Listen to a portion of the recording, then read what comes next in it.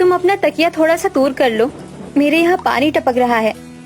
मेरे बराबर में भी पानी टपक रहा है, चारों तरफ पानी टपक रहा है।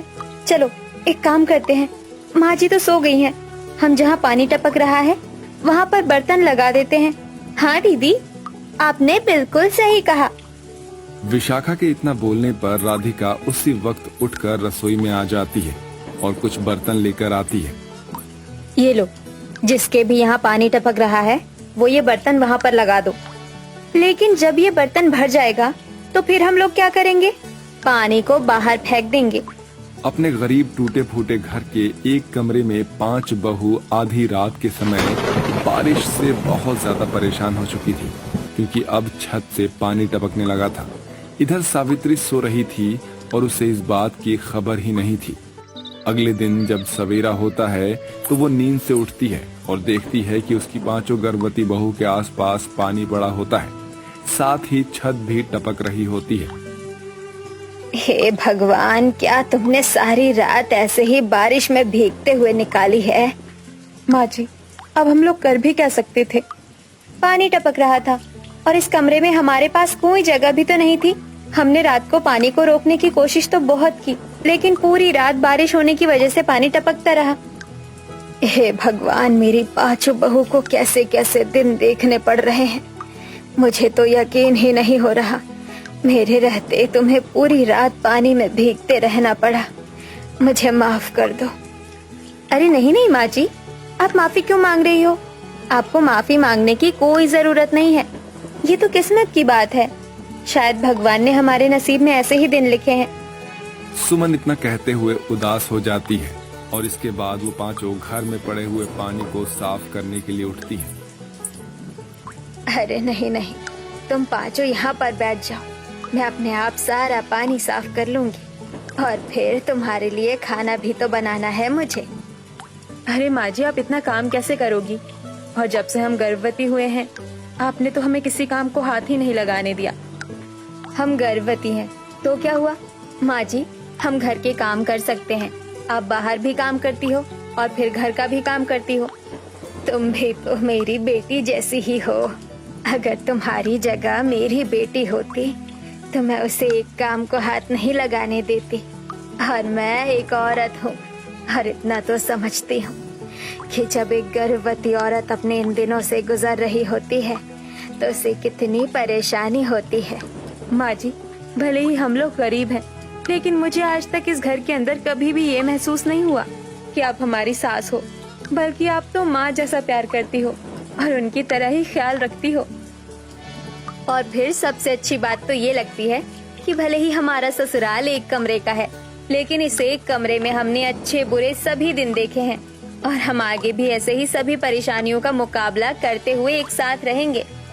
विशाखा और राधिका की बात सुनकर सावित्री उनके सर पर हाथ फेरती है, जिसके बाद वो घर के अंदर से सारा पानी साफ करती है और खाना बनाना शुरू कर देती है। वो धीरे धीरे खाना बनाकर अपनी 5 बहुओं को खाने के लिए देती है। मैं तुम्हारे लिए कुछ अच्छा तो नहीं बना पाई, लेकिन जितना बनाया है उतने में तुम अपना पेट भर लो। तुम्हारे लिए खाना खाना बहुत जरूरी है। अरे माँ जी, ये क्या, आपने हमें तो खाना दे दिया और खुद कुछ खाया ही नहीं। चलो माँ जी, हमारे साथ बैठकर खाना खा लो।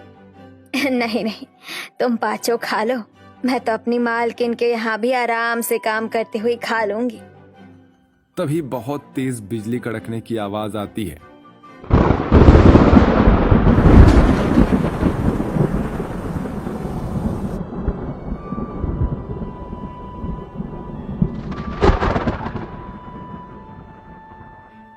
हे भगवान, लगता है बरसात दोबारा से शुरू होने वाली है।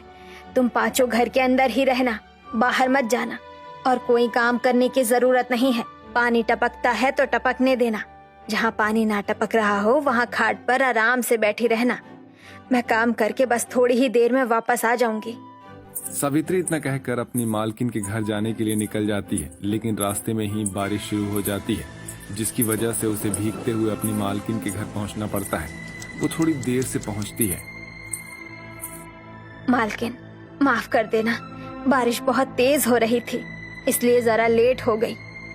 कई महीनों से देख रही हूँ तू लेट ही आ रही है। अगर ऐसे ही चलता रहा तो तू अपने लिए कहीं और ठिकाना देख लेना। अरे नहीं मालकिन, ऐसा मत कहो। आप तो जानती ही हो, आपके सहारे ही हमारा घर चल रहा है। मेरे तो 5 बेटे शहर जब से गए हैं तब से वो वापस ही नहीं आए हैं और ना ही हमारे लिए पैसे भिजवाए हैं। बस मेरी कमाने से ही मेरी 5 बहू का पेट भर रहा है। अगर तुझे अपनी बहू की इतनी ही चिंता है तो तू समय पर क्यों नहीं आती है? अगर दोबारा तू समय पर नहीं आई तो मुझसे बुरा कोई नहीं होगा, याद रखना इस बात का। मालकिन इतना कहकर गुस्से में चली जाती है। इसके बाद बेचारी सावित्री परेशान होकर काम करने लगती है। काम करने के बाद अपनी मालकिन से कुछ पैसे एडवांस मांगती है। मालकिन, कुछ पैसे दे दो, मुझे अपनी 5 बहू के लिए खाने का सामान खरीदना है। हर बार तेरा यही ड्रामा होता है, तुझे हर हफ्ते पैसे चाहिए होते हैं। इस बार तुझे महीने के दिन ही पैसे मिलेंगे। सावित्री अपनी मालकिन के आगे हाथ जोड़ती है। नहीं मालकिन, ऐसा मत करो। यह हफ्ता, ये 15 दिन मैं कैसे गुजारूंगी? कभी भी कुछ भी परेशानी हो सकती है। मेरी 5 बहू गर्भवती है। बहुत मिन्नतों के बाद उसकी मालकिन उसे कुछ पैसे दे देती है, जिसके बाद सावित्री पैसे लेकर घर आ जाती है, जहां उसकी 5 बहू घर में भरे हुए पानी को बाहर निकाल रही होती हैं। तभी उसकी सबसे छोटी बहू के पेट में दर्द शुरू हो जाता है। माँ जी, मुझे बहुत दर्द हो रहा है। राधिका की हालत सावित्री से देखी नहीं जाती। हे भगवान, अब मैं क्या करूं? चारों तरफ बारिश हो रही है और पानी भी भरा हुआ है। मेरी बहू की तो हालत और ज्यादा खराब हो रही है। उसे अस्पताल कैसे लेकर जाऊंगी? सावित्री बहुत ज्यादा परेशान हो जाती है। वो नजर घुमाकर यहाँ से वहाँ देखती है, लेकिन उसे कुछ भी समझ नहीं आता। बारिश के पानी से सभी परेशान हो चुके थे। तभी वहाँ से एक ऑटो वाला अपने परिवार को लेकर जा रहा होता है। रुको भाई साहब, रुको, मेरी मदद करो। यहाँ कोई साधन नहीं है। मेरी बहू को लेबर पेन हो रहा है, वो गर्भवती है। उसे हॉस्पिटल ले जाने में मेरी मदद करो। देखो बहन, बारिश का पानी हर जगह भरा हुआ है।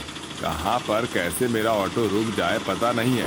वैसे भी मुझे लग रहा है कि जैसे इंजन में पानी भरने वाला है। लेकिन एक काम करो, फिर भी तुम अपनी बहू को लेकर बैठ जाओ ऑटो। मुझसे जितना बन पड़ेगा तुम्हारी मदद जरूर करूंगा। आपका बहुत बहुत उपकार होगा भाई साहब। ऐसा बोलकर सावित्री अपनी बहू को लेकर ऑटो में बैठ जाती है। इधर उसकी चारों बहू उससे कहती है, माँ जी, आप राधिका को हॉस्पिटल लेकर जाओ। हम किसी तरह हॉस्पिटल पहुँचते हैं। ठीक है बहू, जरा ध्यान से आना। सावित्री ऑटो में बैठकर हॉस्पिटल निकल जाती है, जहां वो हॉस्पिटल पहुंचकर हड़बड़ाते हुए डॉक्टर से कहती है, डॉक्टर साहब, मेरी बहू की हालत बिगड़ रही है। जरा देखिए ना उसे क्या हो रहा है। तभी सावित्री की चारों बहुएं भी हॉस्पिटल पहुंच जाती है। माँ जी, हौसला रखिए, कुछ नहीं होगा। अब डॉक्टर साहब अपने आप देख लेंगे। हाँ, मैं अभी देखता हूँ। नर्स, पेशेंट को ओपीडी में ले चलो।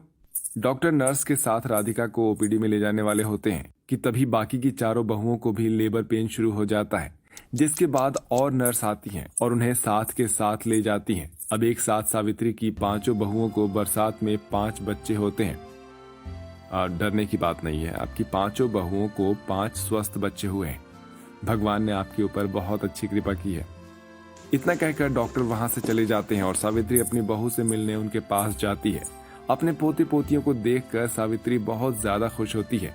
जैसे ही बारिश रुकती है, सावित्री अपनी 5 बहुओं को अपने घर उनके बच्चों के साथ ले आती है। लेकिन एक कमरे की ससुराल में 5 बहू टपकती छत में अपने बच्चों को लेकर बैठी रह जाती हैं। एक कमरे के ससुराल में मैंने अपनी जिंदगी बिता ली, लेकिन अपने बच्चों को कैसे बताने दूं? जो दुख मैंने देखे हैं वो मैं अपने बच्चों को देखने नहीं देना चाहती हूँ। आखिर कब तक एक कमरे में ये परेशानी देखनी पड़ेगी? इस कमरे में तो बिल्कुल भी जगह नहीं बची। ऊपर से 5 बच्चों की रोने की आवाज किसी एक बच्चे को भी सोने नहीं दे रही। हे भगवान, हम सभी के पतियों को जल्दी से भेज दो ताकि हमारी परेशानी खत्म हो जाए। वो सब अपने मन में ये सब सोच ही रहे थे कि तभी उन 5 लोग शहर से वापस लौट आते हैं। घर की हालत देखकर उन्हें भी बहुत अफसोस होता है। हम सभी जानते हैं कि तुमने ये समय बहुत ही मुश्किल से बिताया होगा, लेकिन अब हम लोग आ गए हैं ना 5, तो अब कोई परेशानी नहीं। ठीक है, सब कुछ ठीक हो जाएगा। हम शहर से पैसे कमा कर लाए, बेफिक्र रहो। सावित्री अपने पांचों बेटों को देखकर बहुत ज्यादा खुश होती है, मानो जैसे भगवान ने उनकी झोली में एकदम से खुशियां भर दी हो। पांचों बेटे मिलकर घर की मरम्मत करवा लेते हैं, जिसके बाद वो पांचों अपने अपने कमरे भी बनवाते हैं। अब पांचों बहुएं अपने ससुराल में बरसात में खुशी खुशी बिना किसी परेशानी के रहने लगती हैं।